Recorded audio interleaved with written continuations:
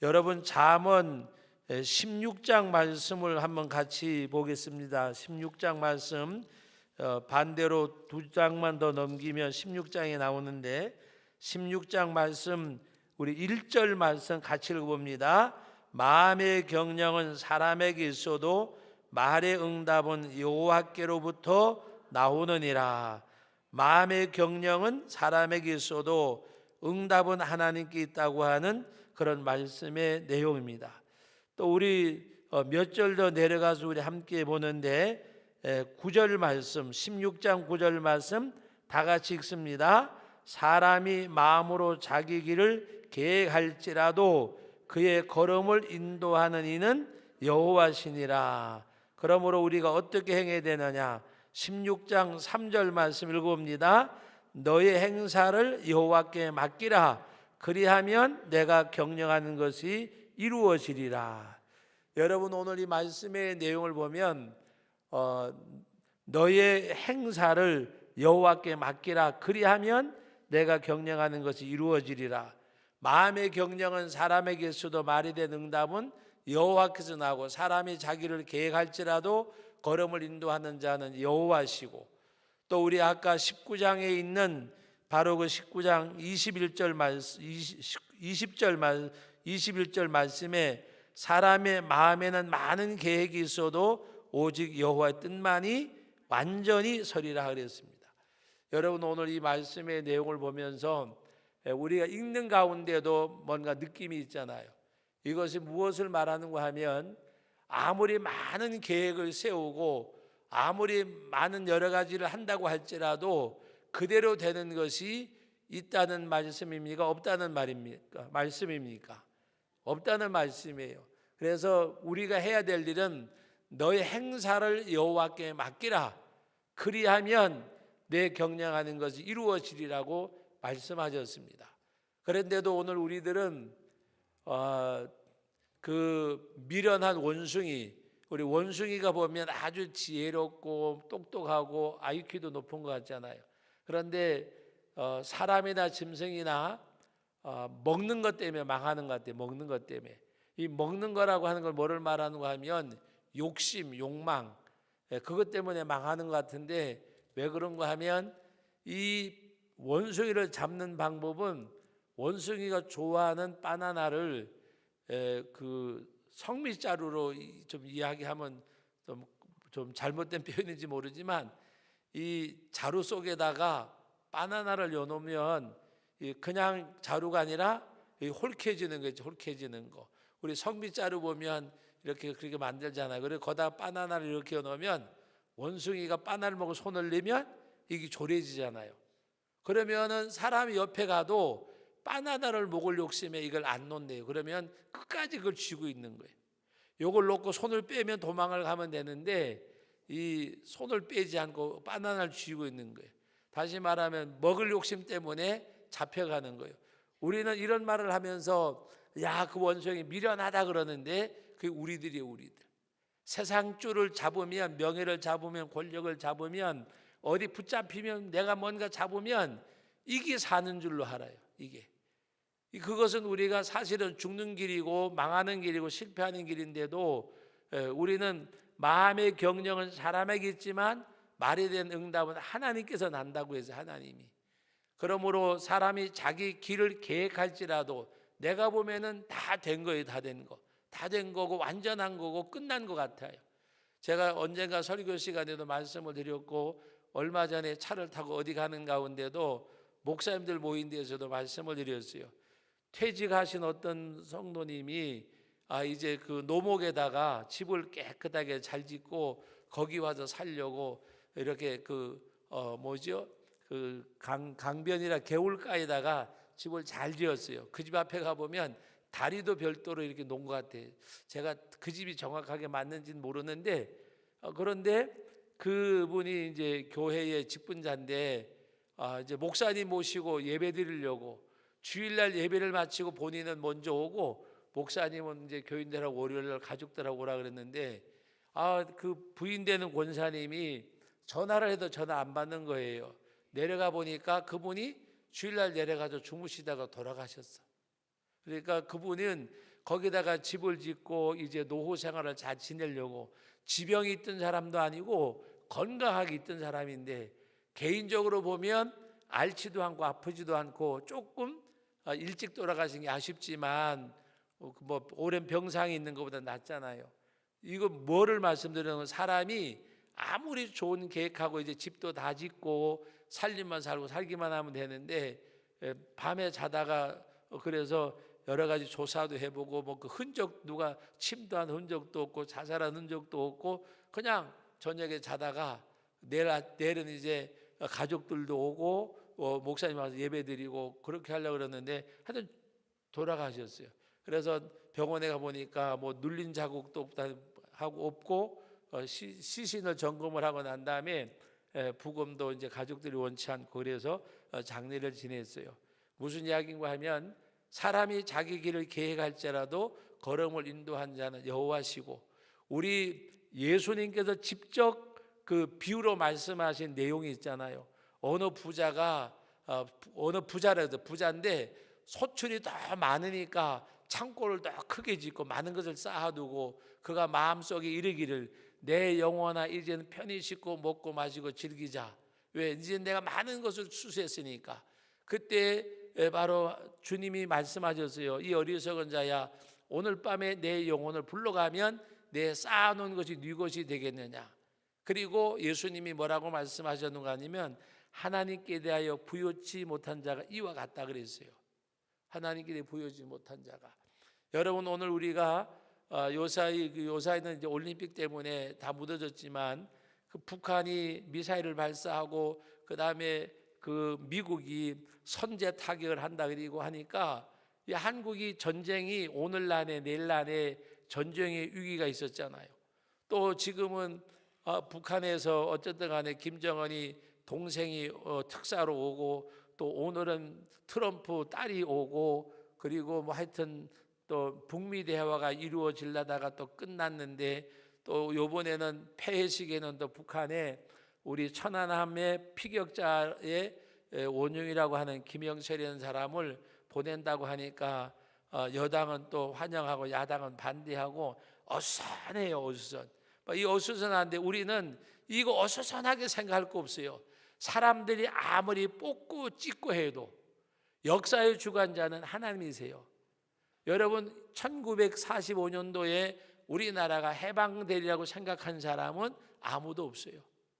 그러나 하나님이 36년, 저는 우리가 일제 36년이 참으로 어떻게 보면 고난의 세월, 순환의 세월, 여러 가지 많은 참으로 어떻게 보면 수치스러운 시간이었지만, 그러나 세계 역사에 보면 약소 국가 가운데 식민지 생활을 안 한 나라가 거의 없는데, 그래도 우리나라는 짧은 거예요. 300년, 400년, 200년, 100년, 150년, 100년 이하의 식민지 나라를 겪은 나라는 제가 아는 상식으로는 우리나라밖에는 없어요. 36년, 한 세대가 30년인데 한 세대만 그래도 겪었는데도 우리가 많은 여러 가지 모든 문화들이 하다못해 아직도 공사장 같은 데서는 그 외래어가 많이 사용이 되잖아요.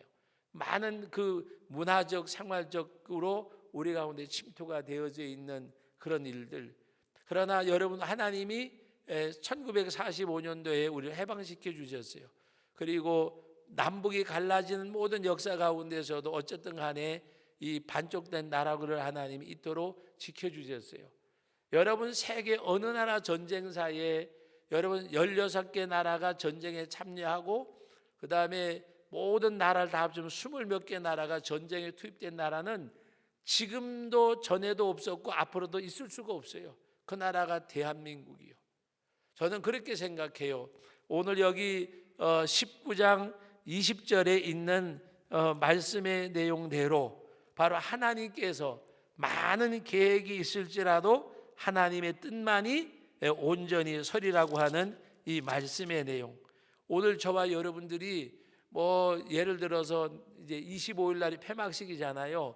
뭐 미국에서는 이방카가 오고 북한에는 김영철이가 오든지 누가 오든지 간에 하여튼 뭐 정치권에서 싸우고 공론도 분열되고 막 이러잖아요. 그러나 우리 믿는 사람들은 믿는 분은 하나님밖에 없어요. 그 하나님 바라보고 오늘 하나님이 말씀하셨잖아요. 바로 오늘 말씀에 있는 내용들, 사람의 마음에는 많은 계획이 있어도 모르긴 몰라도 우리 대통령도 많은 계획이 있어요. 이렇게 하면 좋을까 저렇게 하면 좋을까 많은 계획이 있을 거예요. 그러나 우리가 분명한 것 중에 하나는 하나님의 뜻만이 온전히 서는 줄로 믿으시기 바랍니다. 그래서 우리는 하나님 앞에 기도해야 돼요. 하나님이 이 나라 이 민족을 긍휼히 여기시도록, 하나님이 은혜를 베푸시도록, 주님이 함께 하시도록 우리는 기도하는 일만이. 왜? 하나님은 죽이기도 하시고 살리기도 하시고 부하기도 하시고 가난하기도 하시고 높이기도 하시고 낮추시기도 하시고 전쟁은 여호와께 속한 것이라고 말씀을 하셨어요. 여러분, 블레셋 군대들이 이스라엘 백성들을 침노하러 왔을 때에도 하나님 앞에 사무엘 선지자를 통해서 제사를 번제를 드리고 제사를 지낼 때 하나님이 그 싸움에서 이기게 해주셨어요. 오늘 우리가 해야 될 일은 하나님 앞에 오직 기도하는 일, 기도할 수밖에 없는 그것이 아니라 우리는 다른 일을 할 수 없어서 기도할 수밖에 없다는 것이 아니라 우리는 다른 방법이 있어도 우리는 기도해야 되는 거예요. 기도하는. 기도가 가장 좋은 무기고 기도가 가장 좋은 방법이고 기도가 가장 좋은 선택이기 때문에 그래서 우리는 기도해야 되는 거예요. 기도할 수밖에 없기 때문에 뭐 다 망하고 무너지고 실패하고 해서 나는 이제 두 손 들고 나온 천부의 의지 없어서 손 들고 옵니다가 아니라 우리는 이것이 가장 좋은 선택, 이것이 가장 좋은 방법, 이것이 가장 생명의 길, 바로 그것이 하나님 의지하고 기도하는 것. 왜? 하나님의 뜻만이 온전히 서기 때문에. 그래서 우리가 뭐 여러 가지 막 그냥 분주하고 막 그러더라도 거기에 휩쓸릴 필요가 없어요. 그거 가지고 오늘도 어떤 데 갔더니 막 싸울 것 같더라고요. 싸울 거. 예를 들어서 김영철이 오는 거를 반대해야 되니 받아줘야 되니 그러다 막 싸울 것 같아요. 뭐 보면은 또 이방카가 오는데 뭐 김여정이처럼 환영을 해줄라나 하여튼 여러 가지 다툼들. 여러분, 오늘 그 다툼은 마귀만 좋아하지 아무런 소용이 없어요. 오직 하나님의 뜻만이 온전히 서리라. 여러분이 지금 여기 제천 땅에 살고 싶어 살고 어디 가고 싶어 가고, 여러분 오늘 우리가 대한민국은 주거 이전의 자유가 있어요. 주거 이전의 자유. 여러분들도 주거 이전의 자유 누가 이사 못 가게 안 하잖아요. 그러나 내 터전이 여기가 된 것도 내 마음대로가 아니잖아요. 우리 하나님 앞에. 저는 목회하면서 제가 제천에 기차를 갈아타고 왔다 갔다 하면서도 저는 제천에 와서 목회한다는 것은 꿈에도 생각해 본 적이 없어요. 제가 신학교 다닐 때에는. 그런데 하나님이 하여튼 우여곡절 끝에 저는 제 머릿속에 제천은 좋은 인상이 하나도 없었어요. 세멘트 회사가 많아서 공기도 나쁘고 역전에 내리면 역전 앞에 이상한 동네가 돼가지고 몇 번이나 이렇게 바지가랑이도 붙잡히고 옷구도 끌리고 그랬는지 몰라요. 학교 다니고 국수 먹으러 가다가 보면 바로 이 제천에 대한 인식은 안 좋았어요. 또 기차를 타면 뭐 희한한 아이들이 올라와 가지고 뭐 이렇게 문신도 새기고 뭐 맥주도 팔고 그냥 이 오징어 팔고 하면서 뭐 강매하고 그래서 이 인식이 안 좋았어요. 그런데 하나님께서 이곳에 몰아서 살도록 하잖아요. 여러분, 오늘 우리들의 계획대로 되는 것이 내가 뭔가 계획 세가지고 하는 것 같지만 우리가 하나님을 전적으로 의지해야 돼요. 그래서 우리는 하나님 의지하는 방법이 뭐예요? 기도잖아요. 기도. 하나님 의지하는 방법이 뭐예요? 기도잖아요. 하나님 앞에 내어놓고 하나님 앞에 고백하고 우리가 오늘도 모였잖아요. 참 안타까운 것 중에 하나는 한국 교회의 예배가 줄어들고 기도회가 줄어드는 거. 지금 제천에서도 큰 교회 가운데 금요기도회 하는 교회가 지금 몇 개 없어요. 금요기도회를 한 달에 한 번 하는 교회가 이제 감리교 가운데 큰 교회가 한 두 교회가 있고 금요기도회가 완전히 없어져 버렸어요. 그리고 기도회를 안 해요. 물론 설교 듣고 기도하지만 제가 안타깝게 생각하는 것은 예배를 하나님 앞에 드리기 위한 예배가 아니라 예배를 위한 예배로 지금 많이 바꿔져 버렸어요. 여러분, 교회 사학자들이 연구한 결과 뭔가 하면 한국 교회의 옛날에 11시 예배만 있을 때에는 많은 그 제공이 됐잖아요.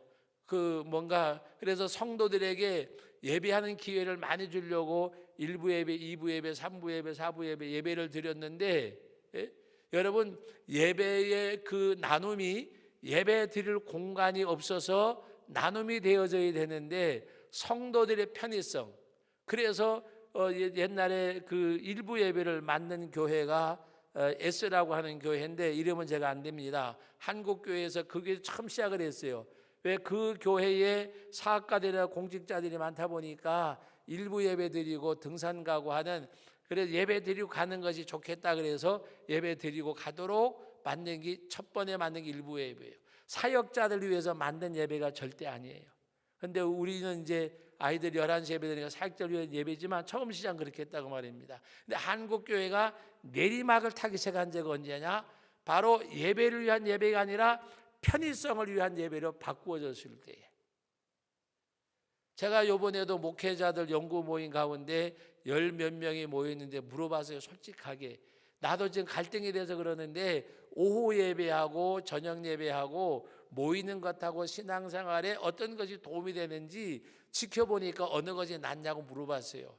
그러니까 목사님들조차도 이야기하는 것이 본인은 훨씬 편하대요. 그리고 저녁에 외출하고 하다가 보니까 이것이 내가 주의를 지키려고 하는 것이 되는 건지 나를 위한 것인지 목사님들조차도 이 갈피가 잡히지 않는다고 이야기하더라고요. 본인들조차도 솔직하게 얘기해 보라고 하니까 여러분 오늘 우리는 하나님 앞에 원래 이스라엘 백성들이 안식일을 지킬 때에 그리고 원래가 예배를 드릴 때에 토요일날 저녁에 해질 때부터 주일날 저녁 해질 때까지를 주일로 잡았던 거예요. 옛날에 뭐 12시 시간적 개념이 없을 때에 토요일날 해가 지면 여러분 아프리카에 이제 요번에 우간다에 갔을 때 거의 시계가 없어요. 사람들이 교육자들도 시계가 없는 사람이 태반이요. 그래서 제가 요번에 참 아쉬웠던 게 진즉 알았더라면 시계를 좀 많이 걷어가지고 가서 목회자들에게 줬을 때 시계가 없고 뭘 보고선 가냐 그랬더니 다행히 그 아프리카 지역에는 아침 7시면 해가 뜨고 7시면 해가 진대요. 그리고 1년 12달 큰 변화가 없대. 한 10분 20분만 있지 변화가 없대. 그러니까 날이 새면 7시요. 해가 떨어지면 7시고 해가 중천에 오면 12시고 또 한 3분의 2쯤 오면 9시고 해를 보고 오는 거예요. 교인들이 시계를 보고 오는 건 아니라 해를 보고 교회를 오는 거예요. 그러니까 우리가 아침에 일찍 가서 뭔가 이렇게 헌당 예배를 드립시다 그랬더니 목사님 막 웃으시더라고요. 처음 오시는데 그러는데 그 사람들은 해를 보고 오기 때문에 그 시간에 맞춰서 가야 된다고. 그래서 한 10시쯤 우리 시간으로 10시쯤인데 신기한 건요. 그때쯤 되면 다 모여요. 해를 보고 오는데도.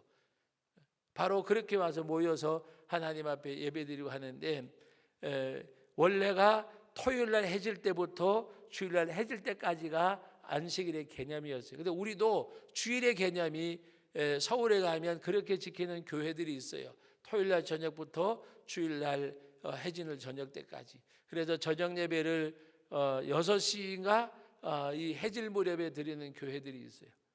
우리는 1년 전도 7시 반이지만 그런데 우리가 기억할 것 중에 하나는 하나님을 향한 열심. 바울이 바울 서신에 보면 하나님의 열심이란 말이 나와요. 하나님의 열심. 하나님의 열심이 뭐겠어요? 하나님의 열심은 두 가지로 해석을 하는데 하나는 하나님을 사랑하신 거. 그 사랑을 받은 우리가 하나님의 뜻을 쫓아가는 거. 거기에 대해서도 말씀을 나누는 거예요. 이제 3월 25일 날 그 어떤 목회자들 연구 모임에서 동성애 청소년들 심리 그다음에 아동들 현재 우리 초등학생들 실제 상황이 어디까지 왔는지 이것을 하기 위해서 이제 예배를 드리는데 원래가 11일 날 저희 교회에서 하기로 했어요. 그리고 오후 2시 반에. 그런데 여기 오실 목사님은 그 예배를 드리고 오려면 그 시간에 못 맞춰 온다 그래가지고 사정사정해서 25일로 연기하고 25일 3시까지. 그래서 2시 반에 모여서 예배는 드리지만 저녁에 모이자고 이야기하니까 우리는 저녁 예배를 드리는데 되는데 다른 데는 저녁 예배를 안 드리니까 목사님 2시 반에 하자고. 그래서 2시 반에 안 하고 저녁에 하면 집에 가면 안 오니까 예배를 여기서 와서 드리는 걸로 하고 우리 성도교회 한 교회만 저녁 예배를 땡겨서 드리면 되니까 그래서 양보하기로 하고 정말 요새 심각한 저는 그분의 강의를 듣고 너무 놀랐어요. 나는 아이들을 많이 한다고 했는데 우리가 너무 아이들을 몰라요. 그래서 이제 모시고 예배를 드리려고 하는데 그 상황 설명도 하고 가기가 너무 좋습니다. 근데 제가 지금 이 이야기를 하는 건 다름이 아니라 이제는 우리들 편애가 아니라 하나님 편에서 일하는 게 하나님의 열심이에요. 하나님의 열심은 내 편이 아니라니까요. 하나님의 열심이지. 그래서 오늘 저와 여러분들이 진정 하나님 앞에 내가 하나님의 열심이 있어야 돼요. 하나님의 열심. 바울 사도가 여러분 얼마나 복음에 하나님의 열심이 뭐를 말하는가 하면 예루살렘에 올라가는데 내가 거기서 무슨 일을 만났는지 알지 못하다가 기도하는 가운데 성령께서 나를 이끌려 내가 가는데 환난과 핍박이 날 기다린다. 환난과 핍박. 예루살렘을 올라가는데 군종들이 환영하는 것이 아니라 환난과 핍박이 날 기다린다. 내가 주께 받은 사명 이 복음을 전함에 있어 내 생명조차도 조금 더 귀한 것을 여기지 아니하노라. 생명을 빼앗길 것을 각오를 하고 예루살렘에 올라가. 이게 하나님의 열심이에요. 하나님의 열심. 그래서 바울이 하나님의 열심이라는 말을 사용을 하면서 하나님 앞에 자기 자신을 드리는 그런 삶을 살았어요. 오늘 우리들은 아무리 많은 계획을 하고 여러분들이 저도 마찬가지요. 제가 자녀를 기를 때에는 참 꿈이 많았어요. 이렇게 기르고 이렇게 길러서 이렇게 됐으면 좋겠다. 기대치에 뭐 100% 실망을 준 건 아니지만 그래도 제가 볼 때는 저에게는 만족이 없어요. 제가 볼 때에는 사람들이 볼 때에는 뭐 여러 가지로 뭐 부러워하는 사람도 칭찬하는 사람도 있지만 그러나 제가 보기에는 만족이 없어요. 여러분 오늘 하나님 앞에 가끔가다 그런 기도를 드려요. 하나님 내 자녀들이 내 마음에도 만족이 없는데 하나님 보시기에도 얼마나 한심하겠습니까? 네? 그러나 하나님 그래도 사랑해 주세요. 그렇게 기도할 수밖에 없잖아요. 여러분 저와 여러분들이 오늘 하나님 앞에서 여기 있는 이 말씀 많은 계획이 있을지라도 한 사람의 마음에는 많은 계획이 있을지라도 오직 여호와의 뜻만이 온전히 서리라. 그러므로 하나님의 뜻을 찾는 것이 지름길이에요. 하나님의 뜻을 찾는 것이. 성공의 지름길이 뭐냐? 하나님의 뜻을 찾는 거예요. 여러분 이사를 해도 여러분 옛날에 우리 뭐 이사를 해도 손 없는 날에 가고 어디 가서 물어보고 그랬잖아요. 우리는 하나님 앞에 물어봐야 돼. 하나님의 뜻을 찾아야 돼. 하나님의 뜻만이 온전히 서기 때문에. 그래서 지금도 오늘도 우리 이제 기도할 때에 첫 번째 기도의 제목이 나라 민족을 위해서 기도하자 그랬는데 우리 이제 통일을 위해서 평창 올림픽을 위해서 그리고 우리가 이 나라의 정치적인 안정, 경제적인 활성화 여러분 오늘 우리는 하나님 앞에 그냥 기도해야 되는 거예요. 왜? 하나님의 뜻만이 온전히 서기 때문에 하나님의 뜻만이. 저는 이제 앞으로 그런 기도 운동을 벌였으면 좋겠어요. 우리 기독교인 대통령을 만들려고 하는 그런 욕심이 아니라 정말 이 나라를 하나님의 뜻을 찾아서 운행하는 대통령을 만날 수 있도록. 예수 믿는 대통령을 말하는 게 아니에요. 예수 믿는 대통령 우리나라에 많이 있었어요. 이승만 대통령, 여러분 박정희 대통령이 부인을 만나서 불교 신자라고 하지만 그분이 문경에서 주일학교 교사까지 하던 사람이에요. 내면적인 기독교인이 그 사람도. 윤보선 대통령도 기독교인이었고 여러분 역대 대통령 가운데 기독교인이 상당수 있었어요. 그러나 저는 그런 기독교인 말고 무늬만 가진 기독교인 말고 정말 하나님 앞에 링컨처럼 기도할 수 있는 그런 대통령. 여러분 많은 사람들이 트럼프를 가지고 그 사람의 도덕적인 여러 가지가 안종을 많이 말하지만 그러나 저는 한 가지 조금 뭐 마음에 끌리는 것 중에 하나는 그래도 기독교 신앙적인 복음적인 내용을 가지고 있다고 하는 것.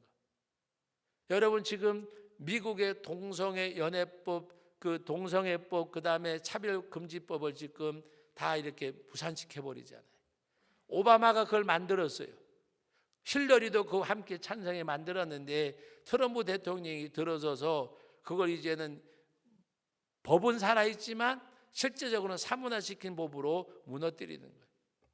저는 그렇게 생각해요. 왜 하나님이 사람들 볼 때는 엉망 같고 엉망진창 같고 뭐 도덕적으로 윤리적으로 뭐 이렇게 보면 막 헐뜨면 힐러리나 트럼프를 비교해보면 비교할 수 없는 그런 인품 같은데 왜 하나님이 힐러리를 대통령에서 끌어내리고 왜 트럼프를 세우죠? 여론조사를 해봐도 다 힐러리가 된다 그랬지 트럼프 된다는 사람은 없었어요. 미국 내 여론조차도. 근데 왜 하나님이 그렇게 하셨을까? 저는 신앙적인 관점에서 우리는 생각을 해야 돼요. 여러분 공약 가운데 16가지인가를 제가 검토를 해보고 그 내용을 봤는데 이슬람이라든지 모든 걸 다 허용하는 것이 힐러리의 공약이었어요. 남녀 공용 변소 만드는 거 그걸부터 시작을 해가지고 그 다음에 이슬람 교육도 합법화하는 거 그리고 또 그 뭐죠 동성애법이라든지 차별금지법이라든지 그거 더 강화시키는 거 그게 힐러리 공약이었어요. 그런데 트럼프 공약은 남녀 화장실 공용으로 쓰는 것도 반대했고 그다음 공립학교에서 성경 가르치를 금지한 것을 성경 가르치는 걸로 그렇지만 지난번에 미국 대법원에서도 판정이 났잖아요. 그거는 학교 자율적인 거고 학교를 세울 때 그렇게 세웠으면 그렇게 하는 거지 국가에서 제지할 권한이 없다. 어쨌든 간에 대법원 판사를 그런 사람을 임명해서 그런지 몰라도 연방 대법원에서 확정이 나서 이제는 성경을 가르쳐요. 여러분 그 전에 성경을 가르치면 율법이 되었댔어요. 근데 왜 제가 이 말씀을 드리는가 하면 자그마한 거라도 하나님 편에 서서 일하는 하나님은 그걸 보신 것 같아요. 제 생각에는. 다른 사람은 몰라도 제 판단은. 여러분 박근혜 대통령이 저렇게 갈 줄 누가 알았어요? 지금 보수 진영에서는 막 들고 일어나지만 저는 하나님이 하셨다고 생각을 하고 저는 여러분 어디 가서 뭐 고수들한테 들으면 매맞아 죽을 소리인지 모르지만 하나님이 살아계심을 저 느끼고 하나님이 아직도 한국교회를 사랑하신다고 느껴요. 박근혜 대통령이 여러분 할랄 식품을 가져와 가지고 춘천에다가 익산에다가 그 다음에 또 한 군데 있는 네 군데인가에다가 할례진 부지를 만들어놨는데 지금은 다 그냥 없어져 버렸잖아요. 그런데 이것이 언젠가 다시 되살아날까 봐 우린 기도해야 돼요. 지금 이슬람 대학생들이 사방서 들어와요. 제가 알기로는 우리 총신대에도 들어와 있다는 소리를 들었어요. 그 일반 학과, 신학과에는 세례교인 증명서하고 추천서를 받아야 되지만 일반 학과에 들어와 있다는 거예요. 그리고 이슬람 학생이 10명 이상만 들어오면 우리로 말하면 교육자를 파송해 달라고 지금 정부에다 요구를 해요. 여러분 이 모든 일들이 어떻게 보면 박근혜 대통령이 문을 열었어요. 근데 하나님이 어쨌든 간에 중단시키는 바람에 도중하차 시키는 바람에 이것들이 거의가 다 무산이 돼버렸어요. 앞으로 어떻게 될는지 현 정부에서 앞으로 어떻게 대처하는지 모르지만 저는 지금 현 정부를 지지하는 입장에서 이야기하는 것이 아니라 무너진 것을 이야기하는 무너진 것을. 그래서 여러분들이 부탁드리는 것은 정말 기도하는 대통령, 무늬만 기독교인 대통령 말고 하나님의 뜻을 찾는 사람이 있으면 좋겠어요. 백악관을 기도실로라고 하는 링컨 대통령의 책처럼 정말 우리나라도 정말 우리가 40몇 프로 지금은 좀 다운됐지만 기독교 국가라고 말할 정도로 지금 많은 기독교인들이 있는데 정말 하나님 앞에 무릎 꿇어 기도하는 대통령. 요새 뭐 그 MB 이명박 대통령 때문에 여러 가지 나오잖아요. 저는 정말 그게 사실이라면 재판을 해보고 밝혀봐야 그게 사실이라면 장로님이 거짓말 한 게 되잖아요. 차라리 그분이 대통령이 안 됐더라면 우리 기독교 그래가지고 나중에 보세요 얼마나 공격을 받을 건가. 너무 가슴 아픈 일이. 여러분 오늘 우리는 하나님 앞에 정말 하나님의 뜻을 찾는 사람이 이 나라 이 민족을 다스릴 수 있도록 우리 기도해야 돼요. 가능해요. 지금 우간다라고 하는 나라는 정말 여러분들이 말씀드렸지만 거기는 모슬렘도 많고 주에 많은데 지금 대통령이 기독교 신자요. 기독교 신자. 오바마 대통령 때 동성애법 받아들이면 원조해 주겠다고 하니까 우리는 하나님의 말씀에 성경에 어긋난 것 받아들일 수 없다고 그리고 원조를 거절했어요. 그리고 동성애법을 받아들이지 않았어요. 많은 아프리카 국가들이 원조와 함께 다 받아들였어요. 그러나 우간다의 대통령은 거절했어요. 이런 대통령을 우리도 만날 수 있어요. 그는 우리보다 기독교인들이 훨씬 작아요. 그런데도 기독교인 지도자가 들어서도 기독교적인 통치를 하고 있어요. 우리 기독교 신자들이 많아요. 그런데 기독교적인 통치가 이루어지는 나라가 아직도 아니라니까요. 그러면 하나님 앞에 우리 기도해야 돼요. 그리고 여러분, 분명한 것 중에 하나는 정말 많은 우리 한국에 있는 많은 성도들이 있지만 정말 하나님의 뜻을 찾아서 기도하는 그것이 있다고 하면 하나님이 지켜주실 거예요. 그래서 우리는 뭐 여러 가지 많은 복잡한 일들이 어수선하잖아, 그죠? 뉴스를 보면 여기선 여기고 여기선 이고 한데, 여러분, 그런데 우리 마음 뺏기고 거기 귀 기울일 필요 없어요. 우리들의 중요한 것은 하나님의 뜻만이 이루어지는 줄 알고 하나님이 이 나라를 붙들어 달라고, 하나님께서 하나님의 뜻만을 이루어 달라고. 그러나 하나님의 뜻을 이루되 이 나라가 하나님 앞에 징치의 대상이 아니라 정말 하나님 앞에 도구로 쓰임 받을 수 있도록 하나님 앞에 우리가 기도하는 저와 여러분들이 될 수 있기를 주님의 이름으로 축복합니다. 여러분, 오늘 우리들이 늘 언제든지 가끔 가다가 저는 목회자잖아요. 때론 숫자에 연연할 때도 없지 않아 있어요.